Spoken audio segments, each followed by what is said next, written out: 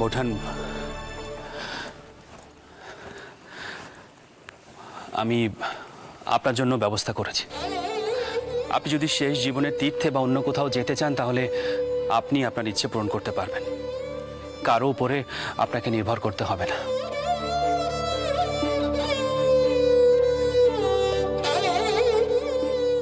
আর রানীর উপরে শুধু আমি একা নই, আমার বাবা মশাও ভরসা করতেন। এতগুলো বছর ধরে আমি রানীর সিদ্ধান্ত অনুযায়ী চলেছি, সেটা ব্যবসার ক্ষেত্রেই হোক বা অন্য যে কোনো ক্ষেত্রেই হোক। আর আমি লাভবানও হয়েছি। রানীর উপর আমার পূর্ণ ভরসা আছে, সেই সংসার ঠিক আগলে রাখবে। এই সংসারের কারো কোনো ক্ষতি হতে দেবে না। আর আমি এই ৭-৫ ভেবে এই সব কিছু রানীর উপর সঁপে দিলাম বোঠান।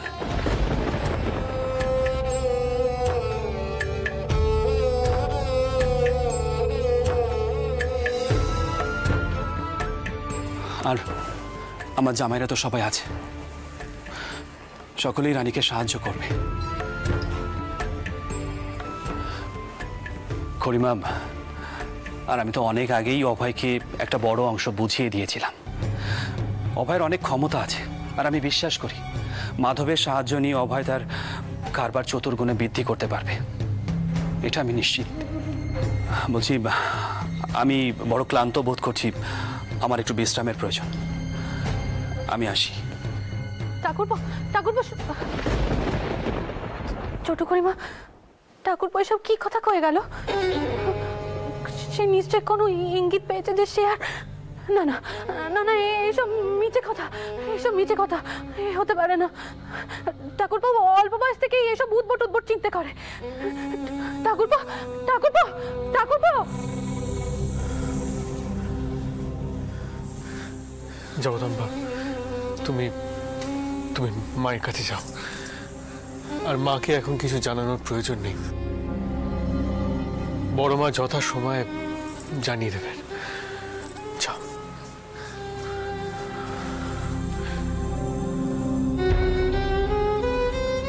আঠামশাই, চৌধুরী মশাই, বাবা মশাইয়ের শরীরটা খারাপ করেছে। মেডিকেল কলেজে কোনো ডাক্তারকে ডাকবেন কি? বাবা মশাই কেন হঠাৎ এমন কথা বললেন? মতুর বাবু, আমার মনে হয় সেরকমটা করাই ভালো হবে। আপনি যত তাড়াতাড়ি সম্ভব ডাক্তার ভর্তি থাকার ব্যবস্থা করুন। বড় জামাই দাদা যেসব কথা কয়েছিলেন সেসব যদি সত্যি হয় তাহলে... কি কথা আঠামশাই? কিছু কি হয়েছে? ওই সেদিনকে মালপত্র খালাস করার সময় না, বাবা মশাইকে দেখে যেন কীরকম একটা লাগছিল। তিনি ভীষণ অন্যমনস্ক, কেমন যেন নিজের মধ্যে আছেন। আমার এক ঝলক দেখে মনে হয়েছিল তিনি হয়তো প্রবল একটা মানসিক চাপ অনুভব করছেন। কি বলছেন কি আপনি? এই কথা আপনি আগে বলেননি কেন? আমাদের কিছু করার প্রয়োজন। মথুর, আমাদের এখানে বেশিক্ষণ দাঁড়িয়ে থাকলে হবে না। কুমারী, তুমি এখানে থাকো, আমরা একটু ঘুরে আসছি। চলো চলো রাজামশাই। চলো।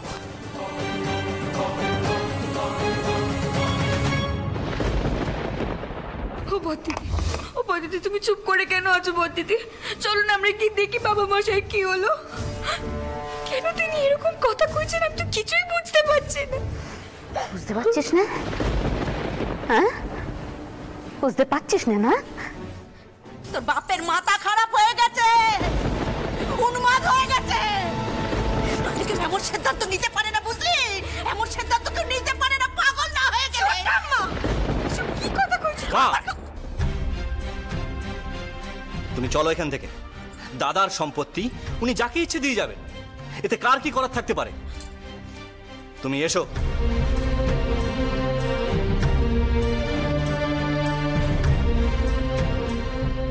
দেখলে ভতিদি, ছোট্ট মা কিসব কথা কই গেল। তুমি আশ্চর্য তো, ভতিদিকে কইলাম বাবা মশাইকে দেখতে যেতে, আমার কথা শুনলো না।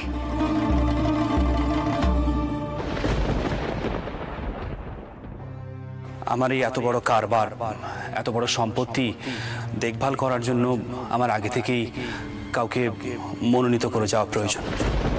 আসলে বলা তো যায় না কখন কি হয়ে যায়।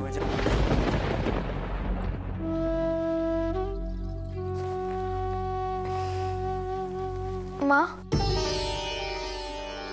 কইছি তুমি ঘরে যাবে না? বউ বউ তুই শিগগির চ এখান থেকে। ঠাকুরপুর মাথাখানে একেবারে গেছে। ঠাকুরপুর নাকি সব সম্পত্তি কারবার তোর নামে সঁপে দেবে,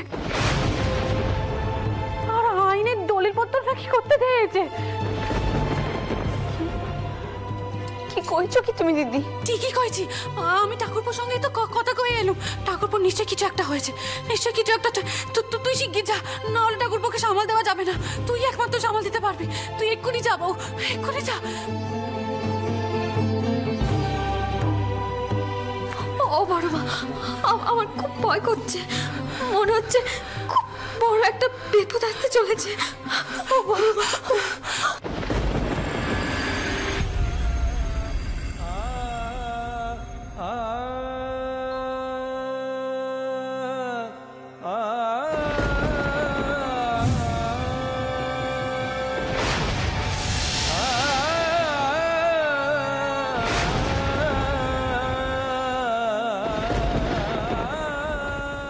রানী, আমি তোমাকে কি করে আমার মনের অবস্থাটা বোঝাই বলো তো? আমি জানি তুমি মনে বড় আঘাত পেয়েছো, কিন্তু এই মুহূর্তে আমি যে তোমার সামনে গিয়েও দাঁড়াতে পারছি না। আপনি যখন আমার সম্মুখে দাঁড়াতে পারছেন না, তখন আমাকেই আপনার সম্মুখে এসে দাঁড়াতে হলো। আপনি যে কাণ্ডিখানা করলেন তার অর্থ কি বলতে পারেন আমাকে? আমার নামে কারবার লিখে দেওয়ার মানে কি? আর কেনই বা আপনার মাথায় বারবার এসব অরক করে মৃত্যু চিন্তা আসছে বলুন থেকে? কেন?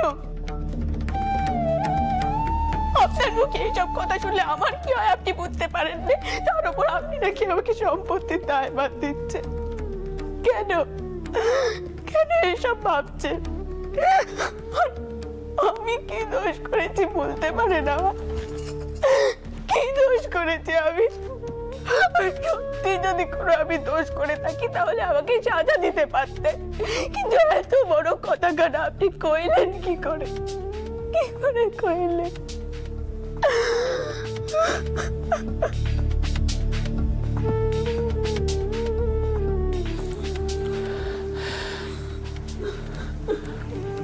রানী, ওঠো।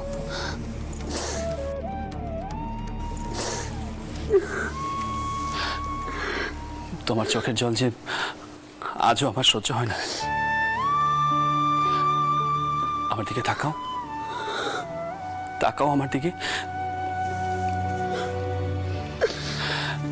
রানী, আমার এই জীবনে তোমার থেকে বড় যে কেউ নেই, কেউ নেই। বিয়ের পর তুমি এই সংসারে এসে আমাকে যেভাবে আদর যত্নে আর ভালোবাসায় ভরিয়ে রেখেছিলে, তাতে আমার জীবন পূর্ণ। আর কিছুই চাইবার নেই।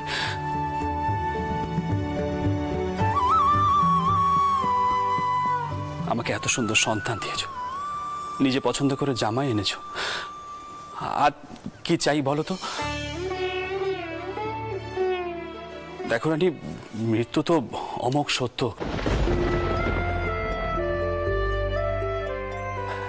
একদিন না একদিন তো মৃত্যুকে বরণ করে নিতেই হবে।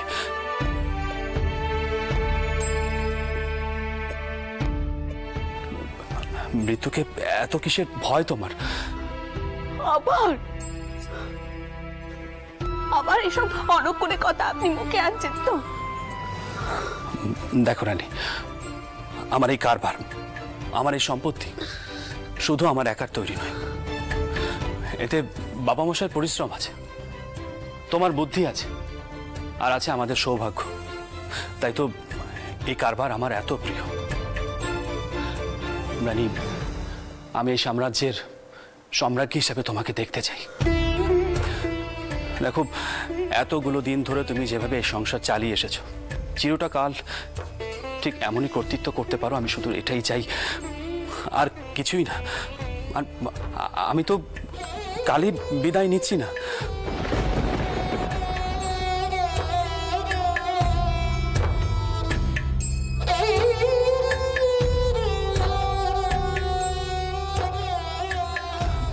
রানী, এত ভেঙে পড়ার কিছু নেই। শুধুমাত্র ভবিষ্যতের কথা চিন্তা করে এই সাম্রাজ্য, এই কারবার শুধু সুরক্ষিত করে যাওয়া। আর বাবা মশাই নিশ্চয়ই আমার এই দূরদর্শিতা দেখে খুব খুশি হচ্ছেন, কি বলো? দয়া করে আপনি আমাকে একখানা ভিক্ষে দেবেন।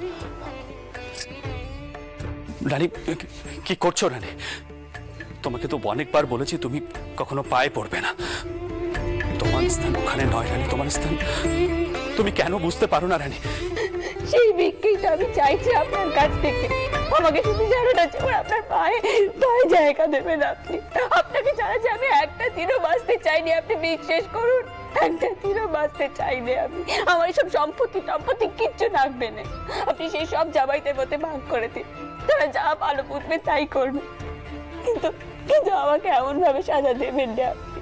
দোয়াই আপনার, দোয়াই আপনার, আপনাকে ছাড়া থাকতে আমাকে কইবেন না।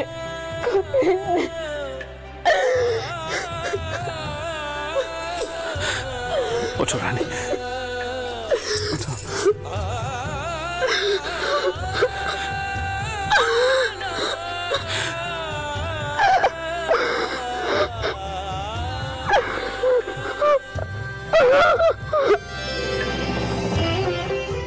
শক্ত হতে শেখো রানী, শক্ত হও এবার। সামনে যে তোমার অনেক পরীক্ষা, অনেক পরীক্ষা। আমাকে কি সত্যি তুমি চিরটাকাল ধরে রাখতে পারবে? জানি না, জানি না।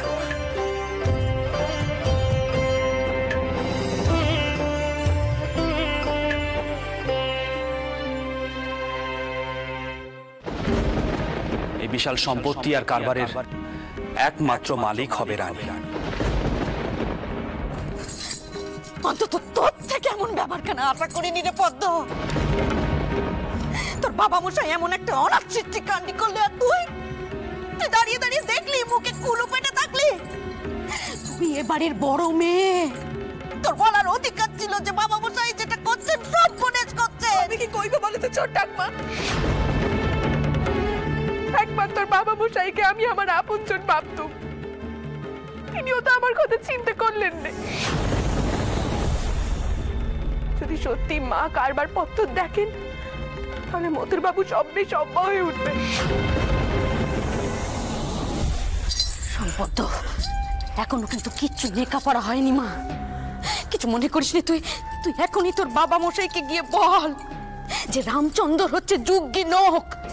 অন্তত তোর মায়ের দায়িত্বখানা যেন লেখাপড়া করে বড় জামাইকে দিয়ে যায়।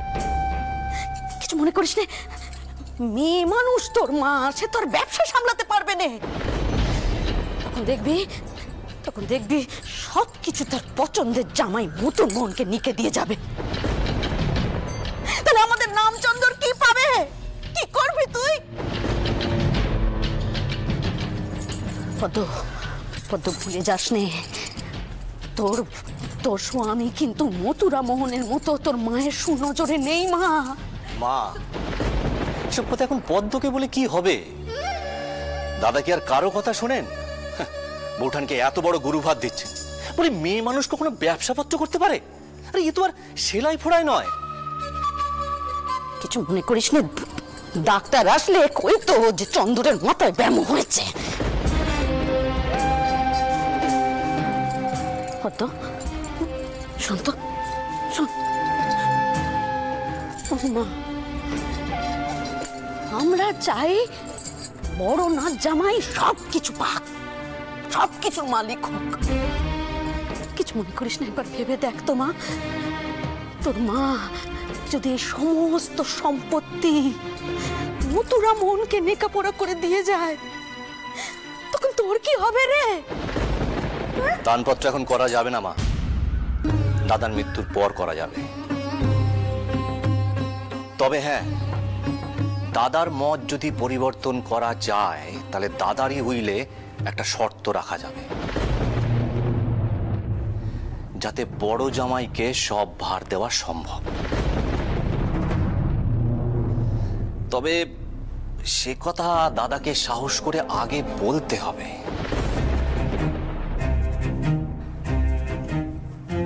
কথাটা ভেবে দেখ পদ্ম, আগে বড় জামাইকে বোঝা। করিস নে, বড় নাচ জামাইয়ের জায়গায় অন্য কেউ সর্দারি করতে আসলে সেটা অন্তত আমি সইতে পারবো না। এবার তুই ভেবে দেখ কি করবি। সরে যা। দাদার মত যদি পরিবর্তন করা যায় তাহলে দাদারই উইলে একটা শর্ত রাখা যাবে, যাতে বড় জামাইকে সব ভার দেওয়া সম্ভব।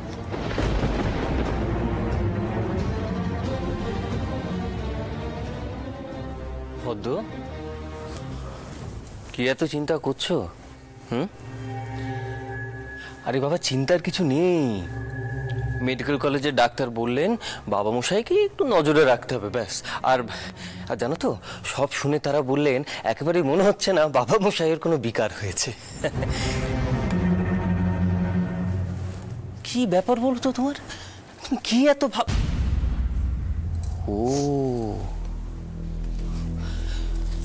উইলের কথা আমি জানতাম। আপনি তো সব শুনেছেন, ভেবে দেখেছেন একবার আমাদের ভবিষ্যৎ কানা?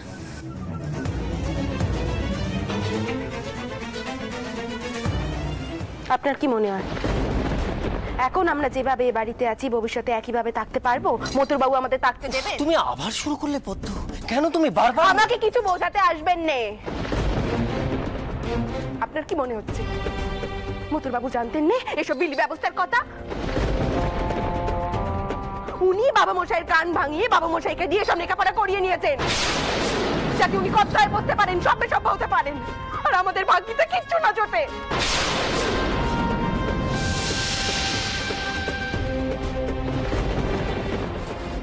সত্যি পদ্ম, তুমি পারো বটে।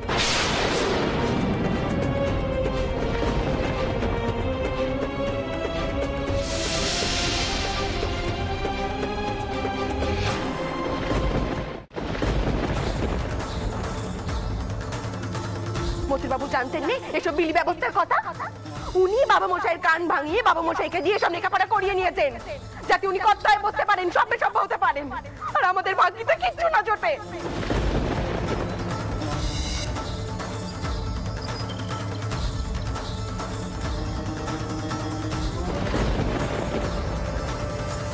কি হলো কি? আচ্ছা, ফুলই যদি ছুটবে তো বাসি ফুল ছুটছে কেন? ও বাবা, ছোট কুকির মেজাজ দেখছি একেবারে উত্তপ্ত হয়ে রয়েছে। তা কি এমন হলো এর মধ্যে?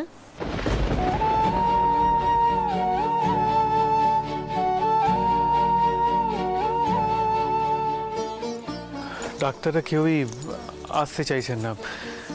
তাদের বক্তব্য বাবা মশাইকে আরো 2 দিন নজরে রাখতে, তারপর যদি কোনো অস্বাভাবিকতা দেখা দেয় তারপর তারা আসবেন। আমি বরাবরই জানতাম বাবা মশাইয়ের মাথা ঠিকই আছে। ও, শুনুন, আপনি আমাকে একখানা কথা দিন, সম্পত্তি কারবার এসব নিয়ে আপনি আর কারোর কথাতেই মাথা লাগাবেন না। কথা দিন আমাকে। এর অর্থ কি হয়েছে আমাকে বলো। আপনি জানেন বদ্দিদি কি কয়েছে? কয়েছে আপনি নাকি বাবা মশাইকে সব দানপত্রের পরামর্শ দিয়েছেন। মা তো আর নিজে কিছু করবে না, আসলে আপনি নাকি সবকিছুর কর্তা হতে চান। ও, এর মধ্যেই এসব কথা উঠে গেল। দেখো, বাবা মশাইয়ের বিল তখনই কার্যকরী হবে যখন বাবা মশাই চলে যাবেন, তার আগে নয়। আর তাছাড়া বাবা মশাই যে ভেতর ভেতরে নিজের মৃত্যু নিয়ে ভাবছেন, এটাই কি যথেষ্ট ভাববার বিষয় নয়? সে কথা কি আর মনে আছে বদ্দিদির? শুধু শুধুই কয় সে নাকি বাবা মশাইকে ভালোবাসে। আপনি জানেন আমি ভেতরে ঢুকে বদ্দিদির মুখোমুখি হতো, কিন্তু ভাবলুম মায়ের এমন মনের অবস্থা, তার মধ্যে যদি আমাদের কথা কাটাকাটি হয় তাহলে একটা সমস্যা হবে। তাই জোর করে মুখ বুজে রইল। কিন্তু আপনি আর এমন রক্ত জল করে কাটাকাটি করবেন না। সবাই আপনাকে ভুল বুঝবে, আর তাও আপনি যাবেন ছুটে ছুটে বাবা মশাইকে সাহায্য করতে। কেন যাবেন আপনি? আচ্ছা ঠিক আছে জগদম্বা, শান্ত হও। দেখো, সবাই যদি একরকম ভাবে তাহলে বাবা মশাই কি করবেন বলো তো? আমি জানি আমায় কেউ কিছু বললে তুমি সেটা সহ্য করতে পারো না, কিন্তু সব কথা তো কানে তুলতে নেই। এর অর্থ আপনি আমার কথা মানবেন নেই তো? বেশ, মানবেন নেই। আমি মুখ্য মেয়ে মানুষ, আমি কি কইলুম না কইলুম তাতে আপনার কি এসে যায়, তাই না? আচ্ছা আমি কি তা বলেছি? দেখো তুমি এত রাগ করছো কেন? তুমি আমার কথা কেন শোনো? এই নাকি তুমি বলো আমার রাগ বেশি তোমার থেকে। হ্যাঁ, এখন তুমি কি করছো? শোনো শোনো জগদম্বা, শোনো তুমি।